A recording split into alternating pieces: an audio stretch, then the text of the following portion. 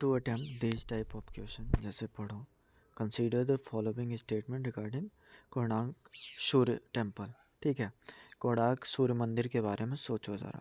पहला स्टेटमेंट है कि कोणार्क जो सूर्य मंदिर है पूर्वाभिमुख है और इसे उगते सूर्य की प्रथम किरण प्राप्त करने के उद्देश्य से निर्मित किया गया है। मतलब एक कॉमन सेंस अगर देखा जाए तो इसको गलत करना मतलब वैसा दिमाग लगाना कि पूर्व में अभिमुख कैसे होगा, ये पश्चिम में होना चाहिए, फिर जब पश्चिम में होगा तो सूरज की किरण तब पूर्व से पड़ेगी।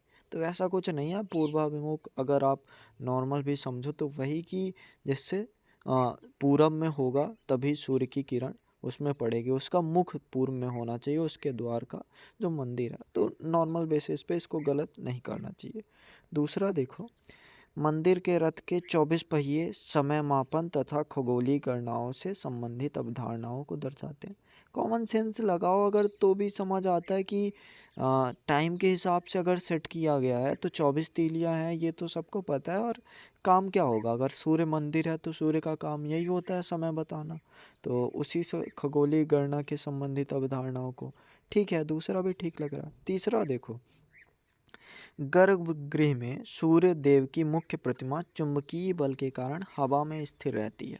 अब तीसरा थोड़ा ट्रिकी है, सोच के देखो कि सोमनाथ मंदिर का तो सुना था कि कुछ चीज़ें हवा में या फिर कुछ और चीज़ें देखी हैं, पर अगर तीली स्थापित है या फिर मंदिर जो है इसकी पहली किरण पड़नी चाहिए तो हवा में होगा, तो ये तो ज़्यादा बड़ा चमत्कार नहीं हो गया।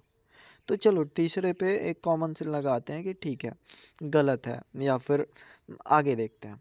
चौथा लिखा है, कोणार्क सूर्य मंदिर की स्थापत्य शैली उत्तर भारत की नागर शैली से संबंधित है।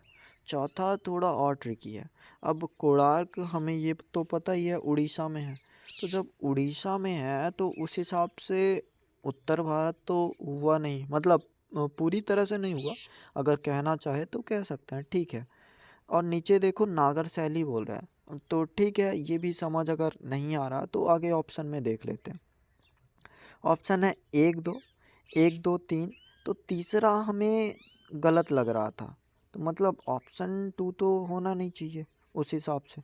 तो ठीक है, तीसरा अगर गलत है तो चौथा ऑप्शन सी देखो, दो और चार, मतलब रथ वाला और लास्ट वाला कि नागर शैली में। तो चार भी समझ आता है, जब चार अकेले है तो एक तो होना ही चाहिए, मतलब एक तो ज़्यादा अप्रोप्रिएट है ना उस हिसाब से। और फिर लास्ट में सभी, तो सभी में तो तीन तो आया नहीं, और चार भी उस हिसाब से हट ही गया अगर इसमें नहीं है एक। तो फिर ऑप्शन ए की ज़्यादा प्रायोरिटीज़ बनती है कि हाँ ये वाला काफ़ी सरल है समझने में कि एक और दो सही उत्तर है। बाकी मतलब एक कॉमन सेंस ही है अगर आप नहीं भी पढ़े हो।